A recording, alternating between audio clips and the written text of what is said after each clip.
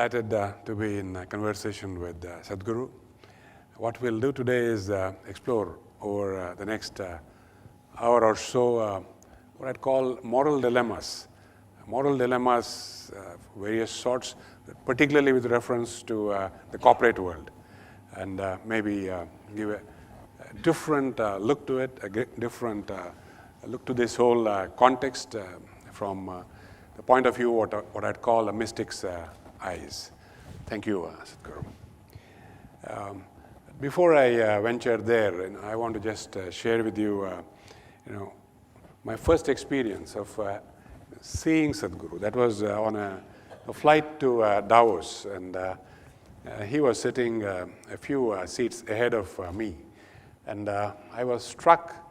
What came to my mind was, who is this mystic? Because I could not place him as an Indian, because the way he has his turban, well, it is each one's eyes and how you behold somebody.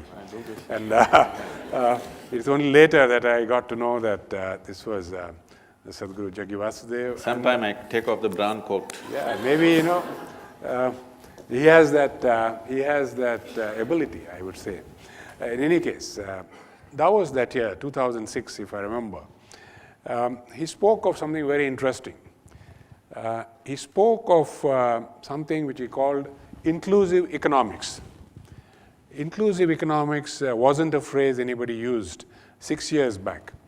Inclusive development, inclusiveness, we're talking of in the last 3 years or so. But 6 years back when this was postulated by Sadhguru, he also went on to explain that this is what holistic development is all about, and that all the tools required for that are in place.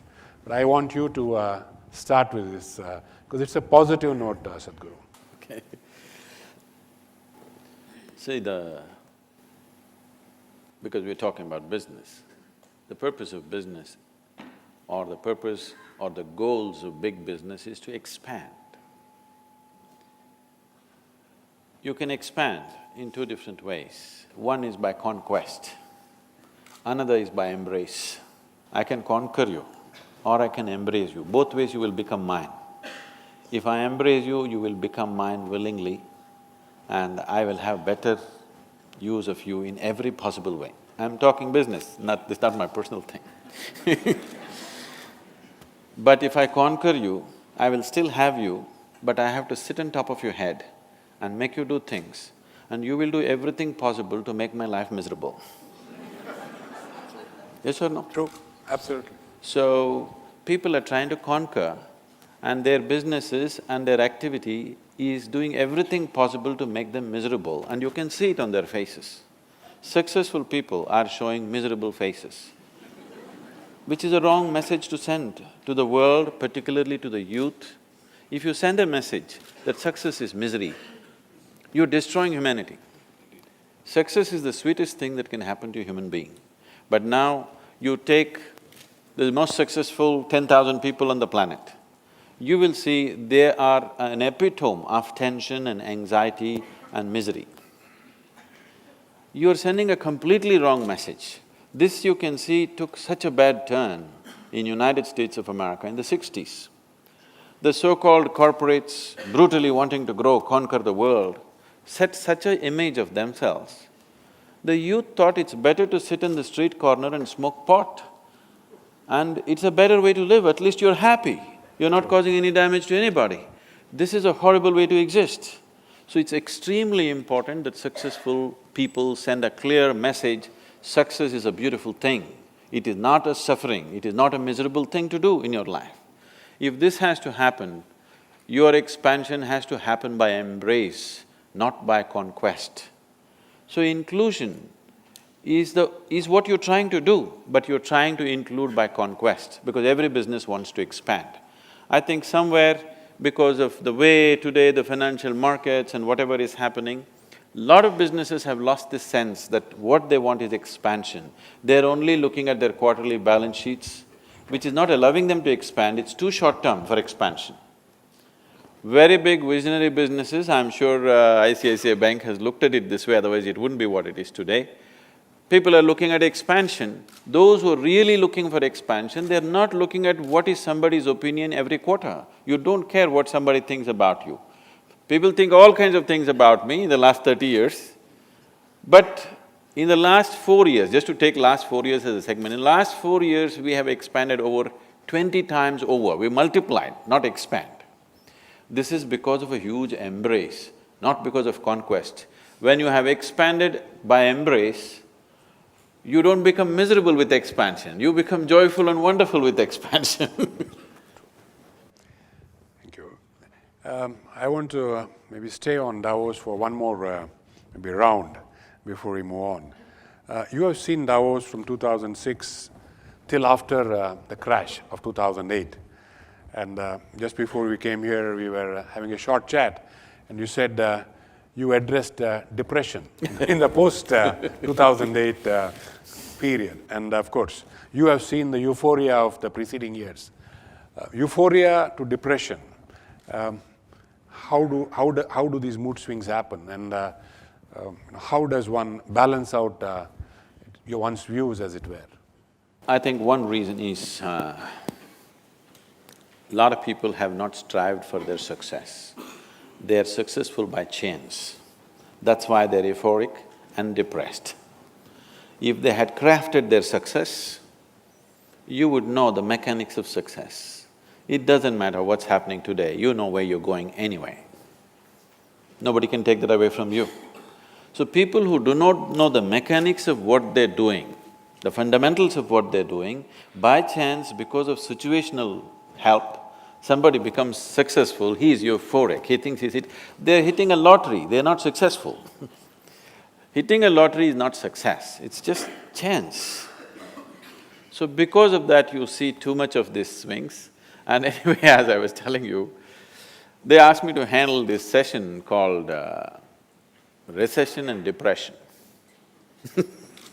It was 2008, just then recession had moved into the European and American market. All these billionaires were carrying long faces, so I am supposed to spread it a little bit. Spread a smile, that is. So I said, recession is bad enough. Do you need depression on top of it? You always dreamed, you want to walk the beach, you want to swim, you want to go play golf. Okay, this is the time, less work, this is not the end of the world. And above all, the way we have structured our economic process in the planet is such that if we fail, we will be depressed. If we succeed, we will be damned. I said, I prefer that you're depressed. Because our economy is all about more, not about all.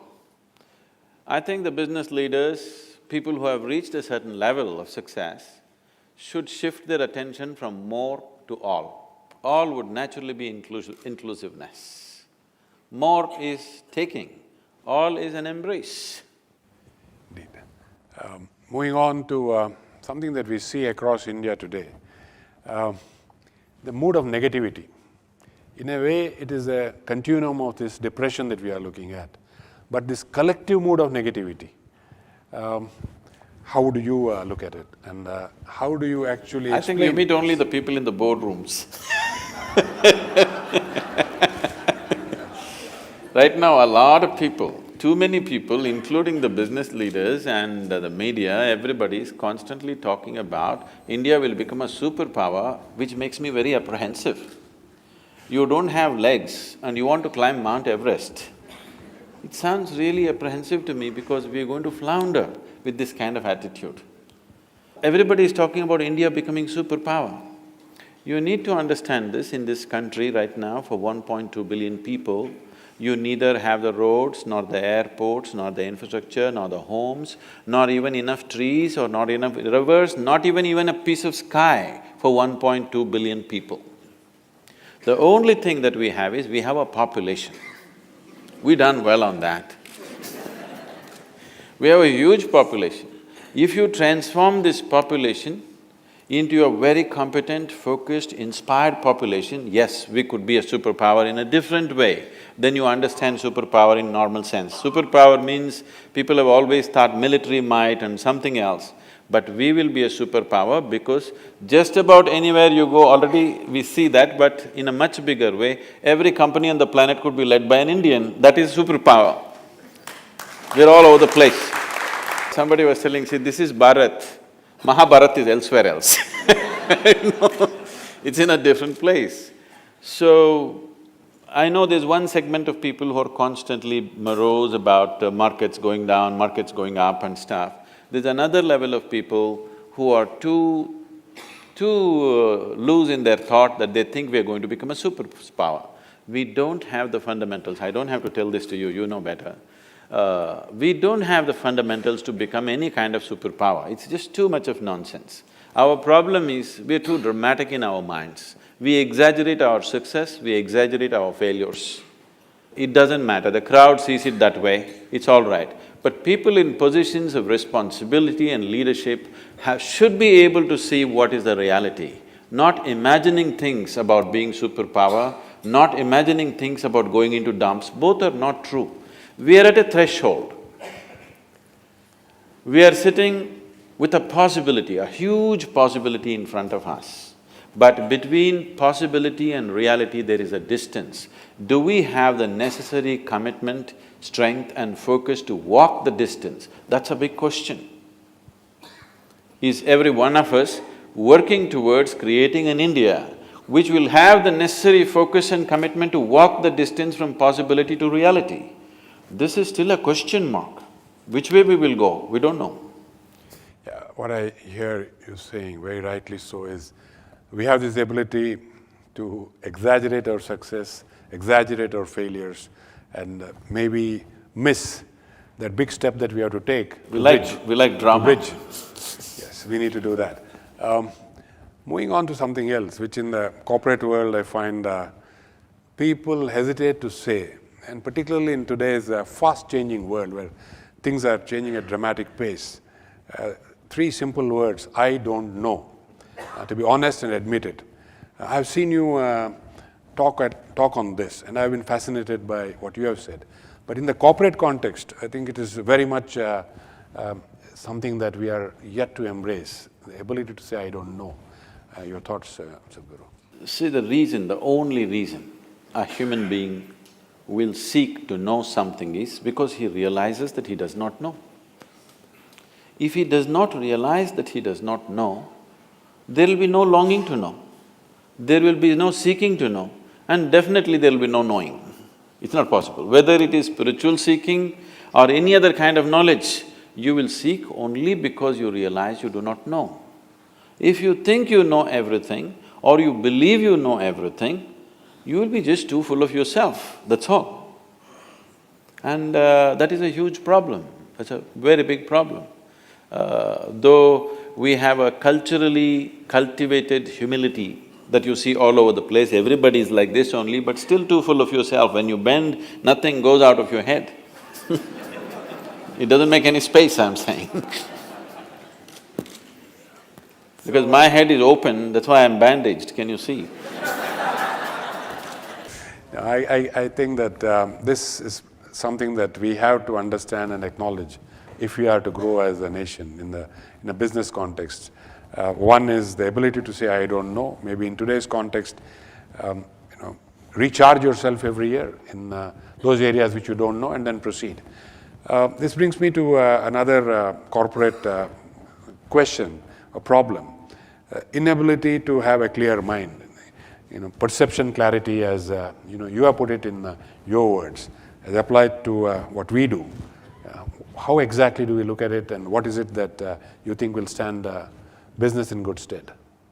See, when you say you're a leader, why would 1,000 or 10,000 or 1,000,000 people think you're a leader?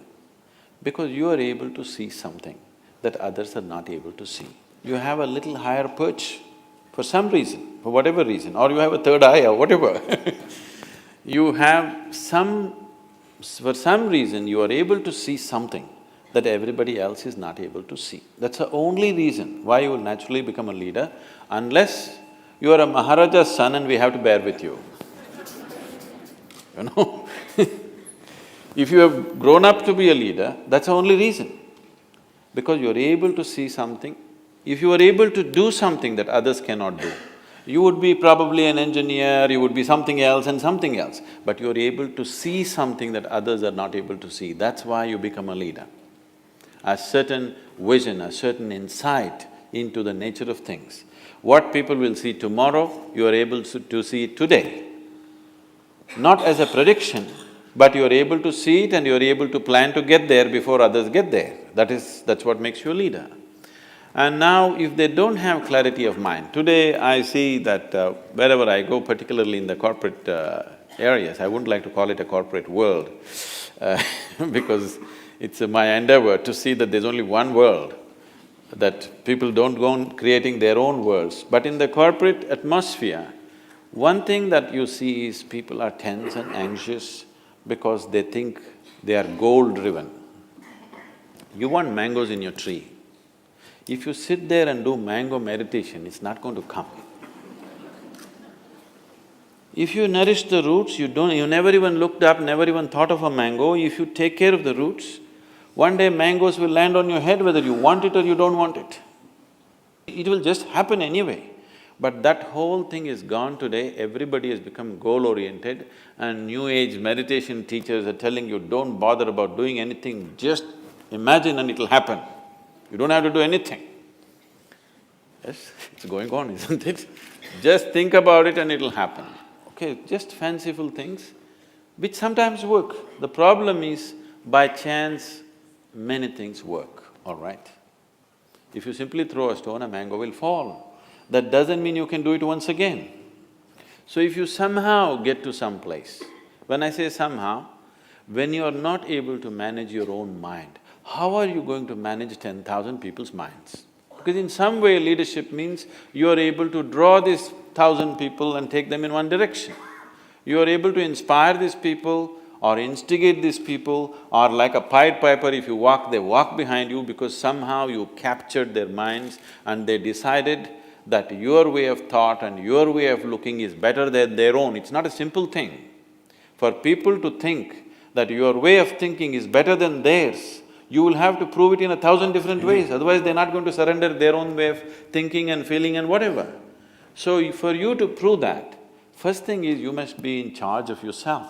When you do not know how to take charge of your mind, your energies, your body and yourself, how will you take charge of them? And they're not safe in your hands. I would say, anybody who is scattered all over the place, in his hands, nobody is safe. Such a person should be one of the departments, he should not be a leader. If he has to be a leader, in his lap everybody should be safe, then only he can be a leader. That is possible only if you have taken charge of yourself. Lot of people have gotten there somehow. Can I tell you a joke? Please. Please.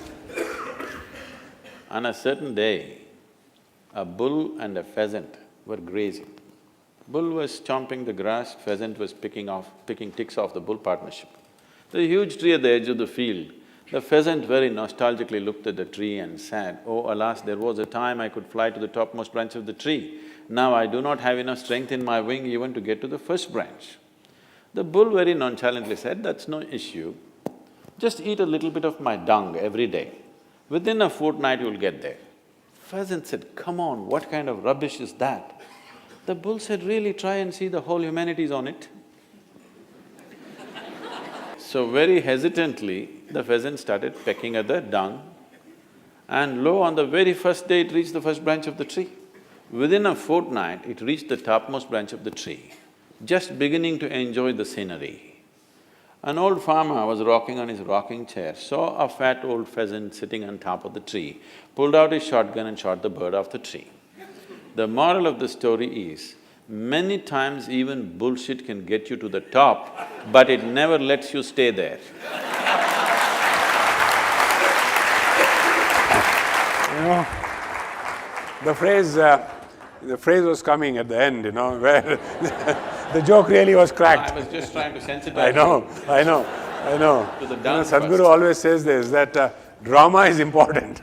So, midway, I think we all thought the joke was already cracking, but we didn't hear the crack. We heard it crack at the last minute.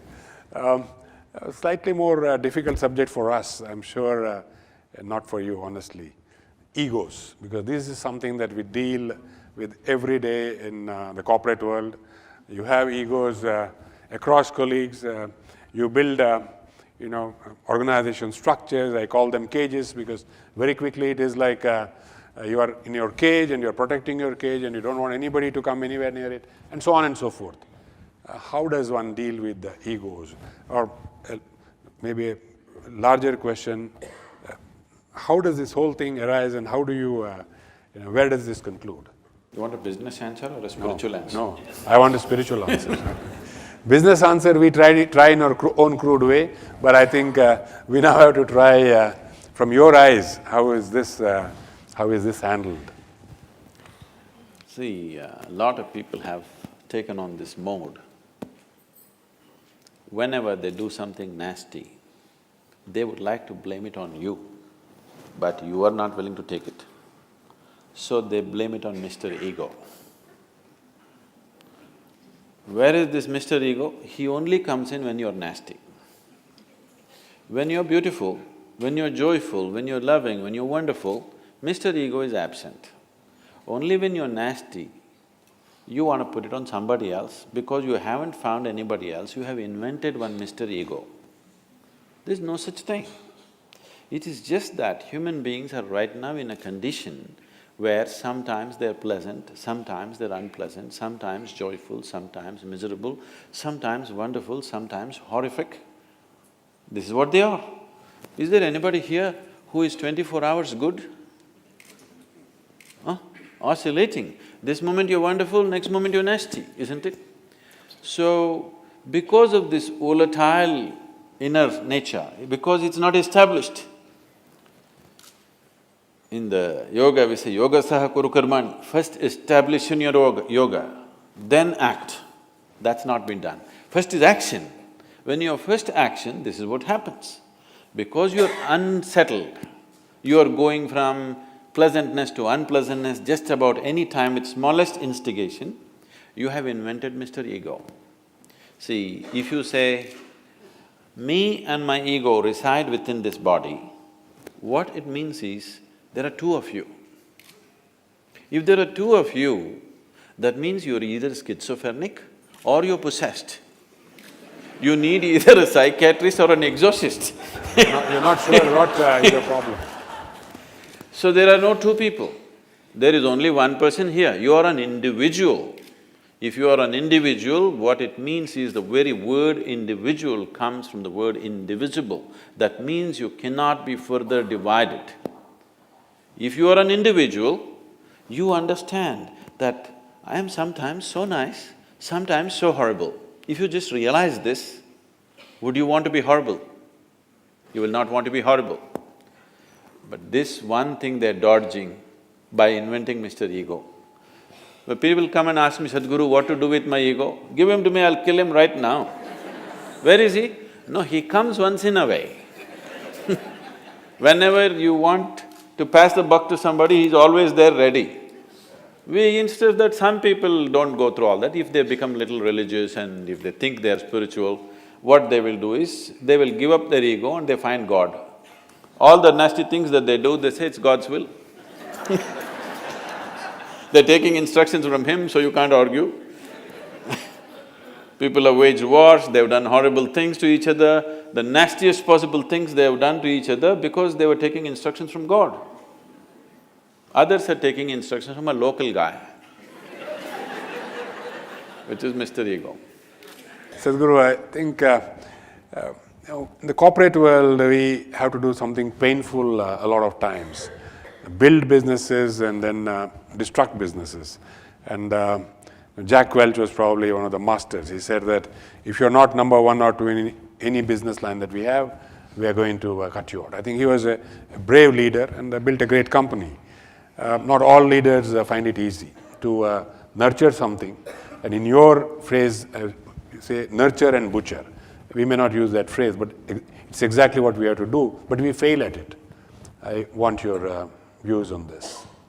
I think on some of my books, I think one of the quotes that they have put, I think they printed, I don't know if they're still using it, at one time they were using it.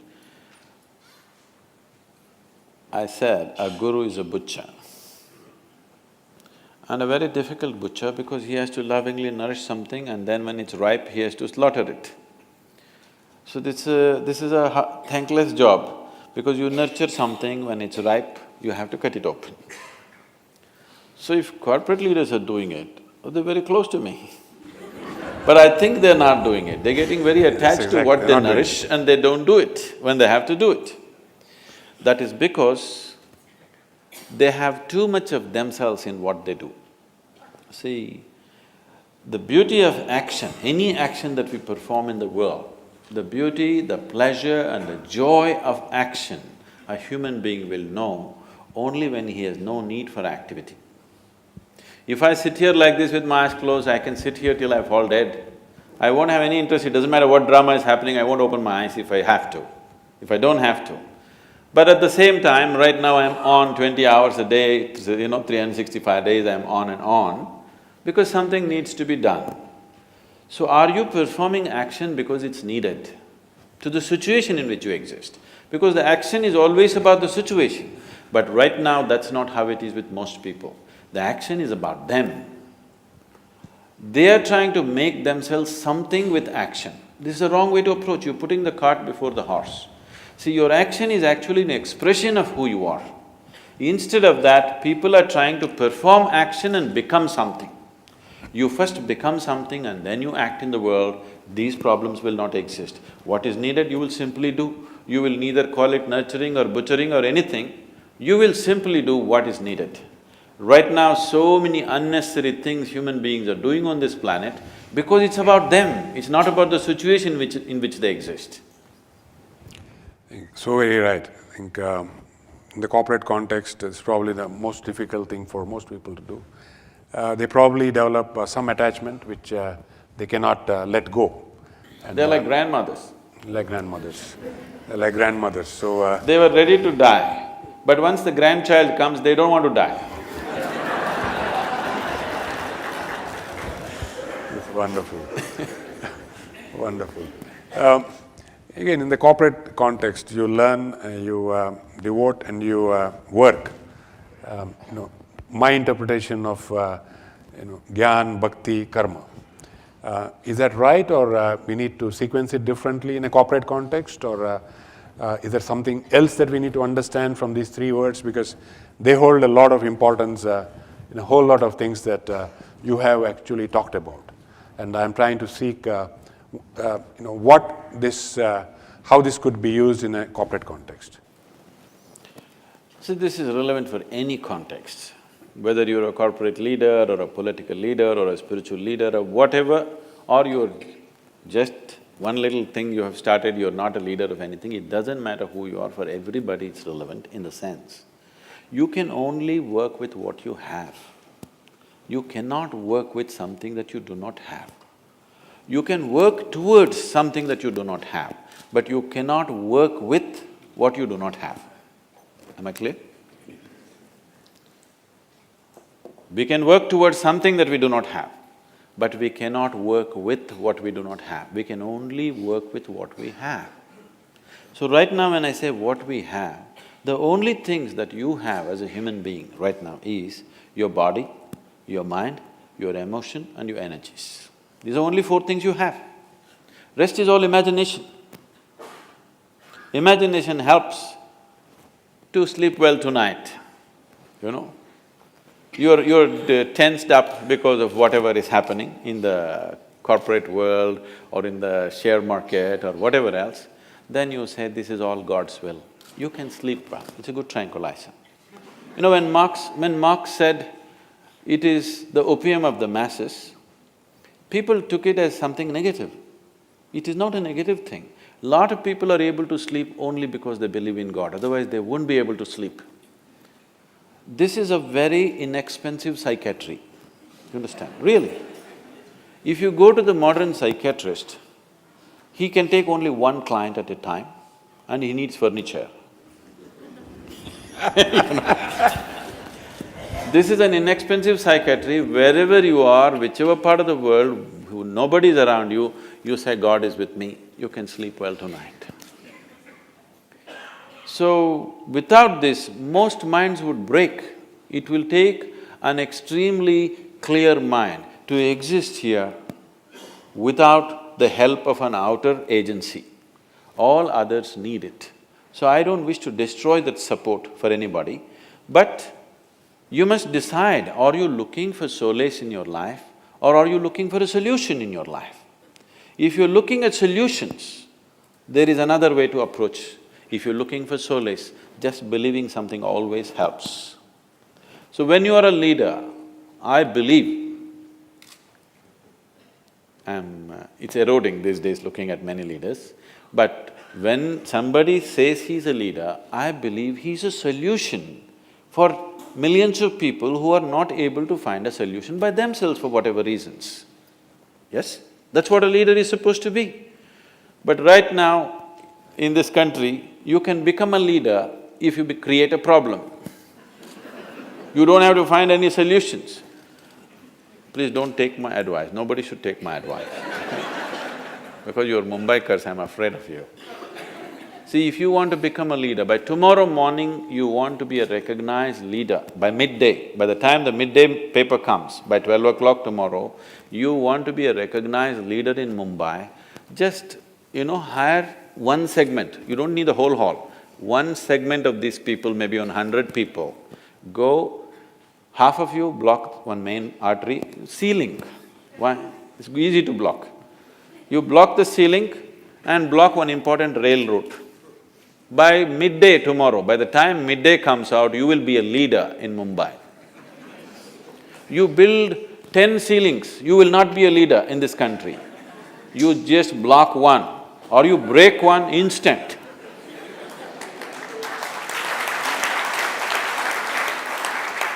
So this is something that has to change in the nation's consciousness, that people who create problems, we are identifying them as leaders.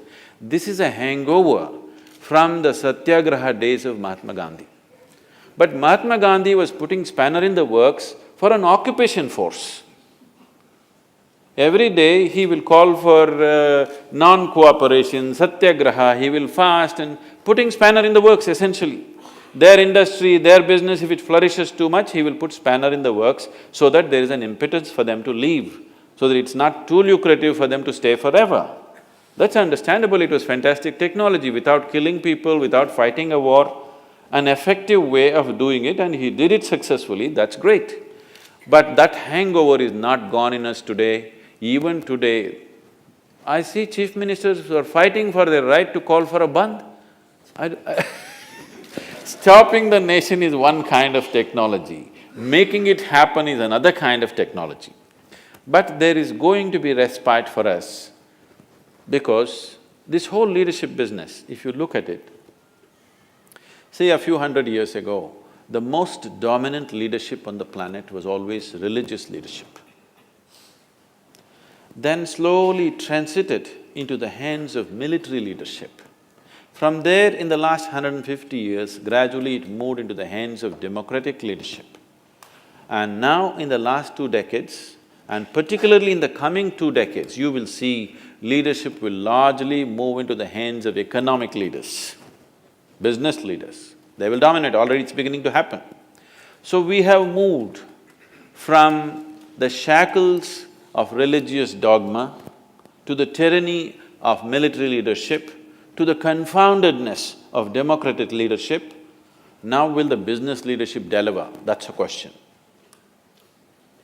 Very good question, and that leads me to the next question, Sadhguru.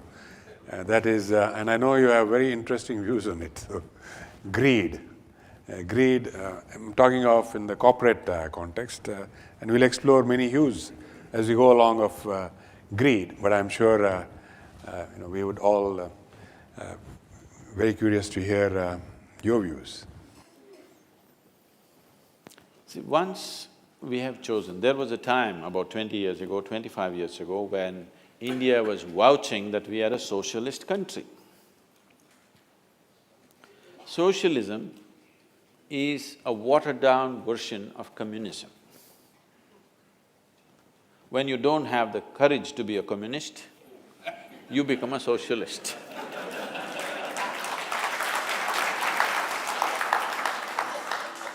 which has always been one of the serious problems with our nation, that we don't have the courage to say who we are, what do we intend.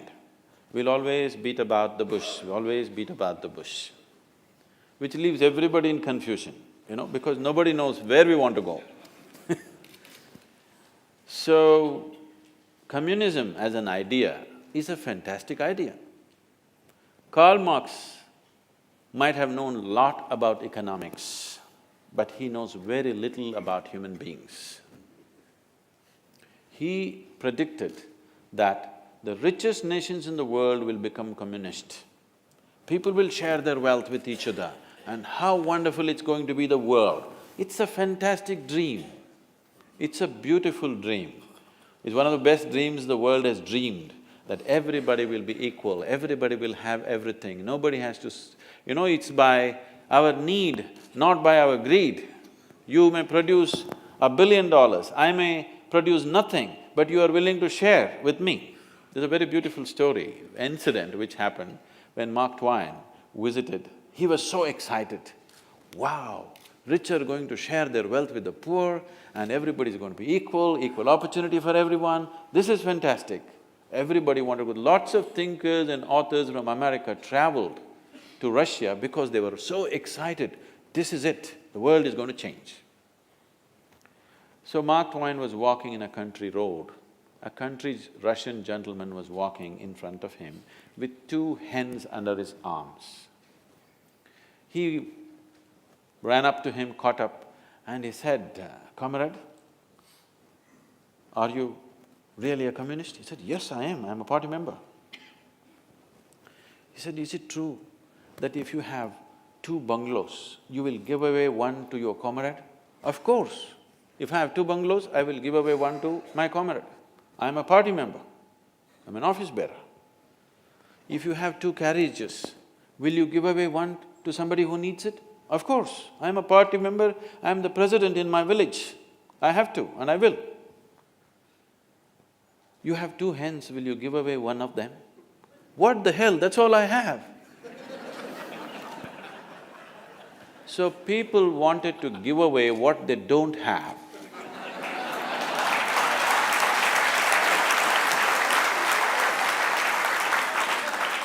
So, when the poorest of the poor on the planet started talking about communism, communism became ugly. It's such a great idea. If the rich and the wealthy and the capable had taken it, world would have become an ashram. Yes, it would have been a perfect spiritual setting, really, if the rich had taken it.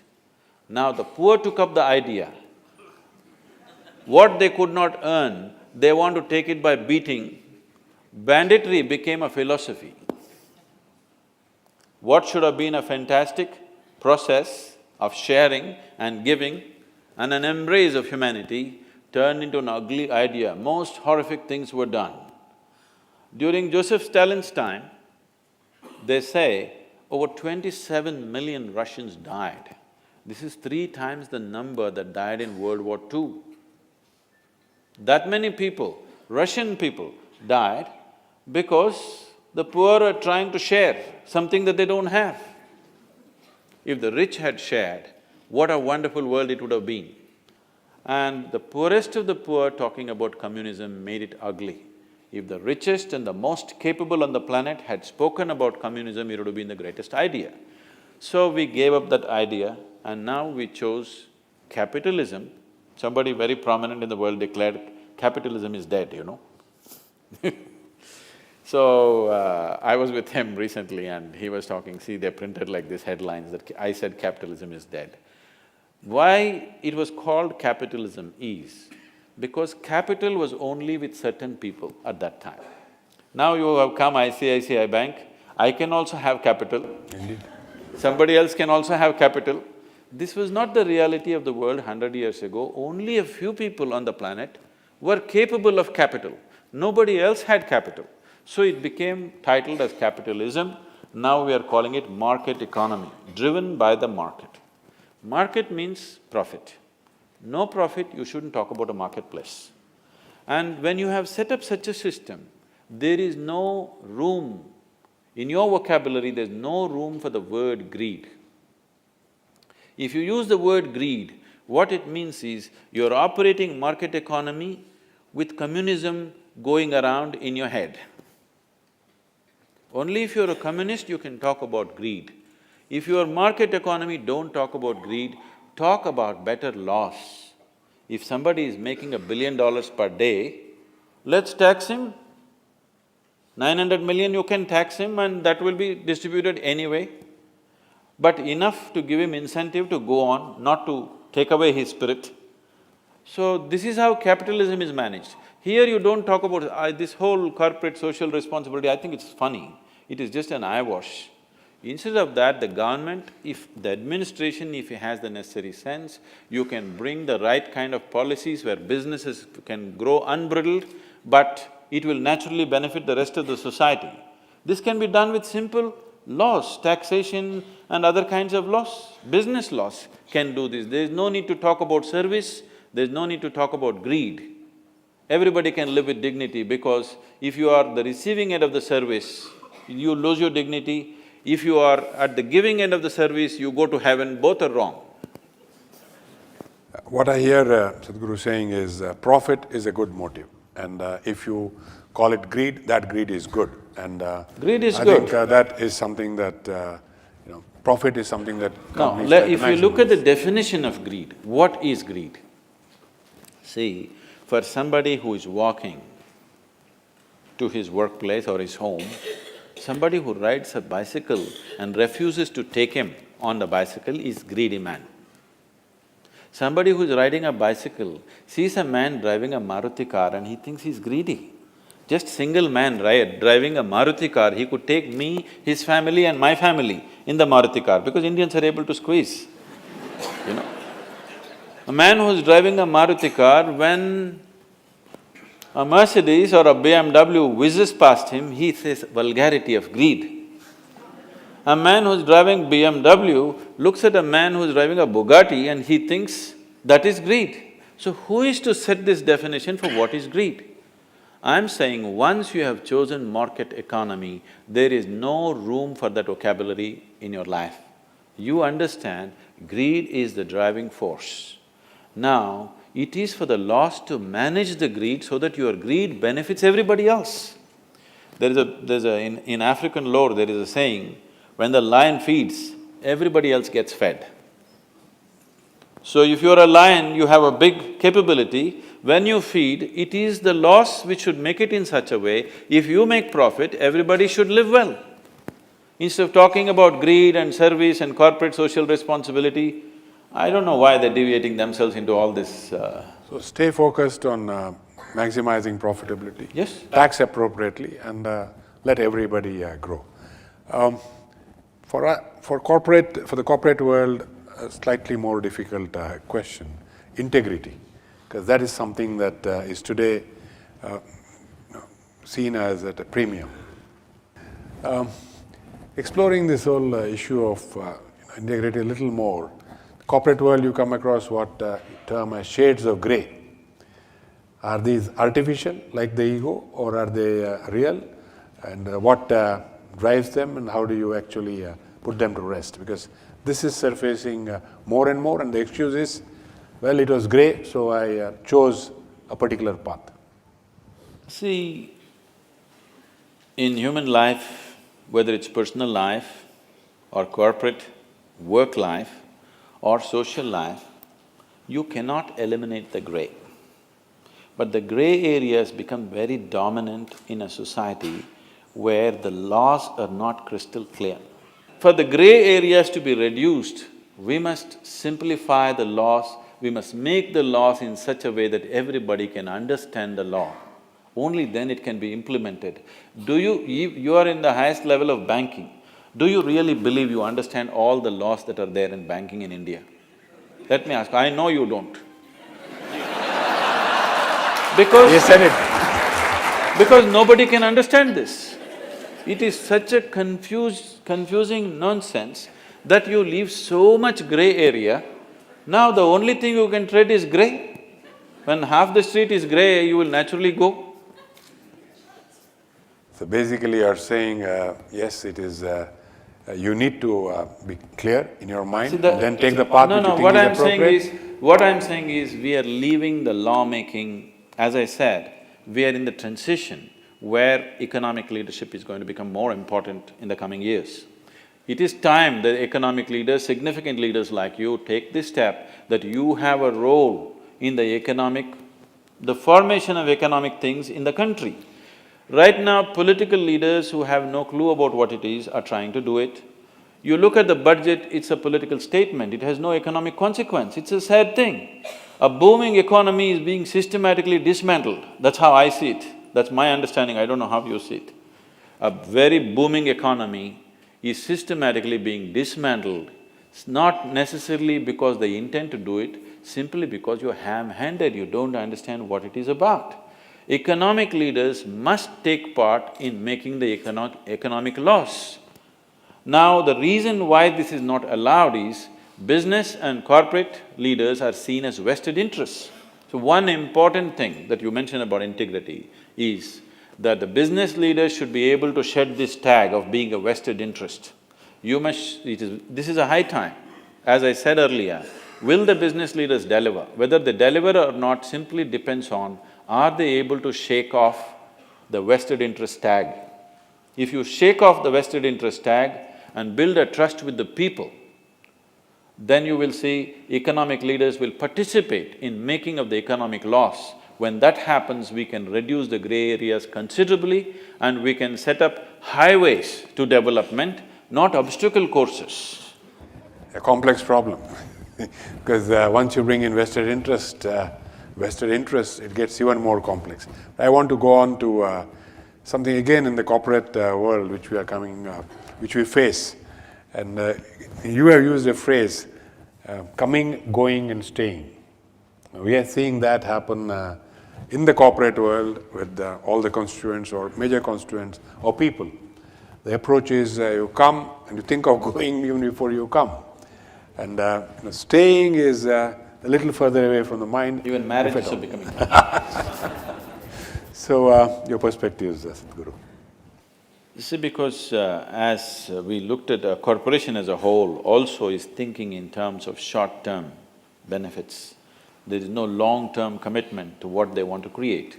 Individual human beings also taking the same attitude. No human being can create anything truly wonderful if he is not absolutely devoted towards what he wants to do. Whether it's sports or economics, business, spirituality, it doesn't matter whatever. No human being will raise beyond mediocrity if he's not devoted to what he's doing. That means if you're devoted to what you're doing, the consequence of your work is not even an issue for you. What you're doing is the main issue for you. Now, whether you stay in this company, that company is not the problem, but you want to create this is the problem. If you have that focus, then where you are doesn't matter, benefits will happen. The chances of you coming and going is very limited because you would like to… because it takes a certain amount of time to build teams, it takes a certain amount of time to evolve into a trustful position in any organization. Without people around you trusting you, without people around you looking up to you, nobody is going to achieve anything significant. Only they may get better salary. If somebody gives them few thousand rupees more somewhere else, they keep shifting. That is their commodities in the market, you can pick them and drop them. As people come and go, you also pick and drop because they don't show that commitment. So, for those who are aspiring to be leaders, it's very important. The question is not about what is the consequence of your work. The question is about, are you committed to creating whatever is valuable for you, whatever you think is truly valuable in the area of work that you're doing, are you committed to this?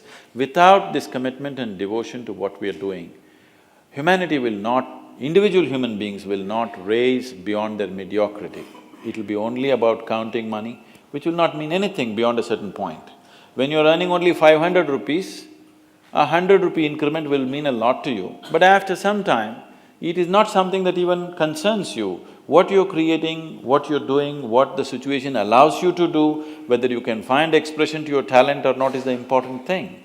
Instead of creating that space, if every 2 years you're shifting here and there, you lose out on that possibility of being a full-fledged human being. Instead of that, you will settle for being a commodity in the market. Very true. A lot of times in the business world, as in outside life, you try to say, I'm doing this for the greater good. And people don't try to probably see where to draw the line.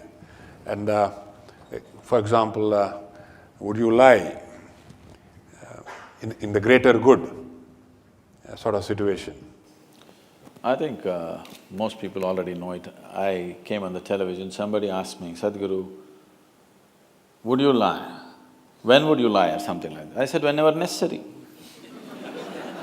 So they went on playing this thing on the television. Sadhguru says he will lie whenever it's necessary. So obviously, one who says he will not lie is lying. Because the definition of what is a lie has to be established within you. Now, you are trying to create something for everybody's well-being. The thing is to make it happen. You are going by verbal realities. What is true and what is not true verbally is not the thing. In reality… So right now, let me ask a simple question to all the audience. See, right now, there is one new kasab walking on the street. I was there also. He asked… because he wants to find a packed house for his work. He asked, are there people in the hall? Tell me, shall I lie or tell the truth? You tell me, accordingly I'll do. Should I lie to him or tell him the truth? I will lie to him without batting an eyelid. I will. If you don't like it, I can't help it, that's how I am. Yeah, and that's a very, very, very perceptible… Because the question is, are you ruled by morality or are you ruled by your consciousness of inclusiveness? That's a big question. Are you existing here as a piece of life or are you existing here as psychological structures of morality? I am here as a piece of life. My life reverberates with every other life and I will do whatever I have to do for that, whatever. So there is a concept of greater good, as long as the good is something that you can clearly identify, evaluate and then take a view on. I wouldn't say greater good or lesser good. Is your action inclusive or exclusive? That's all the question is. Inclusive means you're trying to take everything inward, exclusive means you're trying to push things out. Whenever you do something, will this lead to a larger sense of inclusiveness or will this set up exclusiveness? This is the question, this is the only crime on the planet, isn't it? See, nobody has to tell you, nobody has to teach any human being, do not cut up your child, do not cut up your own little finger. No such thing is needed because what is a part of you, with that you are safe. What you think is not yours, that is where the problem is, isn't it? Someone said, you know who, he said the other is hell. If you think there is something other than you will start creating hell anyway. If you see everything as a part of yourself, then whatever is needed you do. That was very well put. In fact, it drove home the point so well and you used such an example where nobody felt guilty in taking a view. I'm saying this because some time back, the same question was posed by a professor in a different way. Same situation. He says, to find out where this person is going to next attack or do something, we need to torture him. Will you torture him or not? Now, I think the example that you used brought out the morality of it very clearly. That is it an inclusive act or is it not an inclusive act? And you take a view based on that.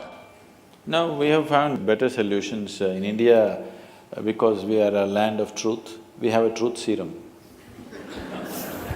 We don't beat them anymore. The question I have is still in the corporate world. One big issue that is coming up now is work-life balance. And the young Indian is today seized of this question, as indeed young people everywhere in the world.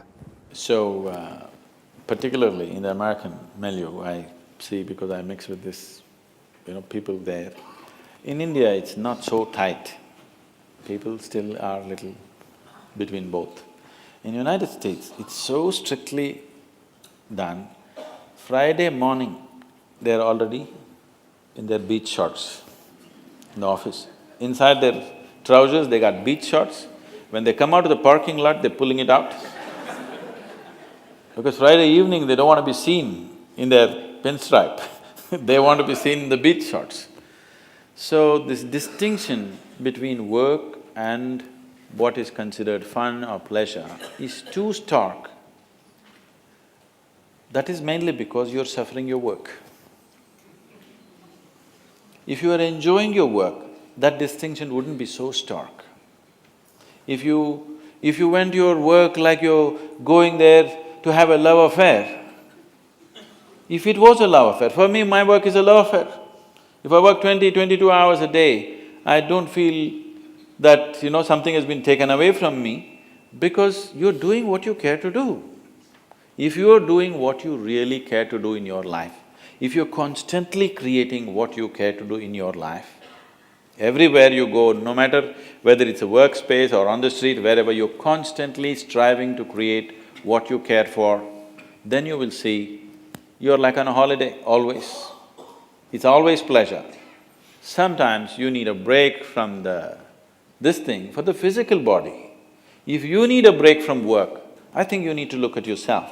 That means you're doing something that you don't really care for.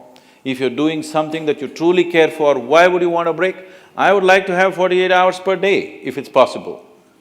But even a mystic is not given extension. They're just strict on the 24-hour schedule. I'm willing and I'm energetic enough to go 40 hours a day, but they don't give extra time, I asked this question of Sadhguru as we were driving here, how long is your day? Very diffidently. And Sadhguru said, well, it's around 18-20 hours. And of course, if needed, it extends even longer.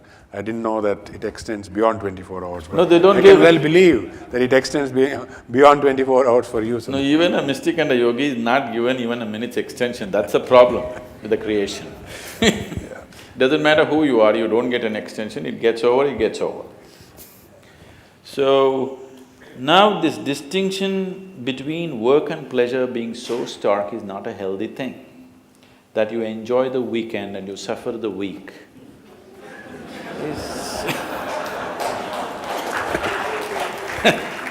is not a good way to exist. The last question I'll ask before we open it up is to do with social media and the rise of social media. How do you see that impacting our lives? And as broadband connectivity grows, and it's growing at a rapid pace in India, I think 1 billion Indians will be connected and could be participants in this big net, as it were. I even met the person who started this Facebook thing. And about 8 months ago, I was telling my daughter, show me this, what is this Facebook, I've never seen. She said, oh, this is not for you. I said, why is it not for me? Am I so ancient that I can't book up somebody's face? She said, that's not it.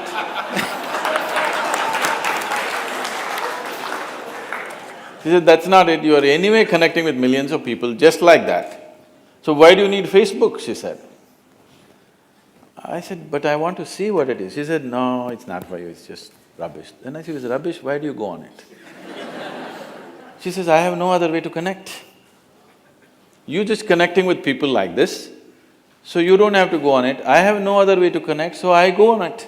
And my time on the Facebook is she was telling me, from the age of 16, now she's 22, she said, it is reducing for me because I'm able to connect better as the days go by. And when I was 16, I couldn't connect with anybody, so I was always on the Facebook. Now I'm able to connect better, so I'm going off the Facebook gradually, but I'm keeping it like a little bit. So in some way, from her wisdom I'm understanding this, some way if you're not able to get along with people who are sitting right next to you right now, you would like to connect with somebody far away. It's safe.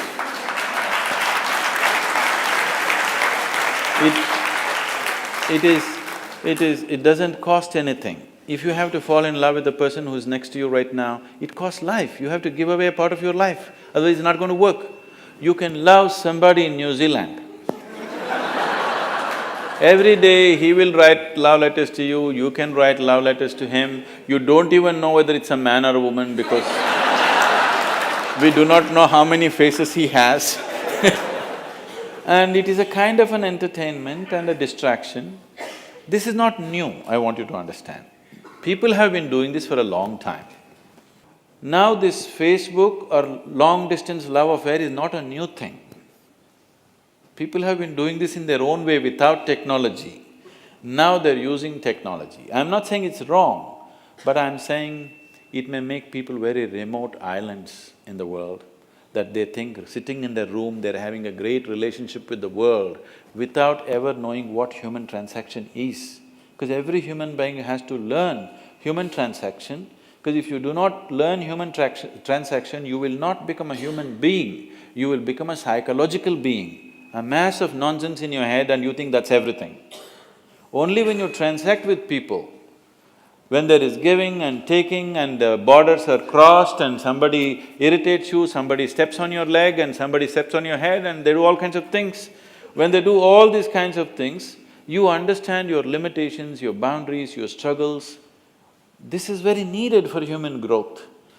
In some way, in one way it is enhancing, but in another way it is making lots of people a kind of islands. So what I would say is, technology has no quality of its own, it's just an enabling.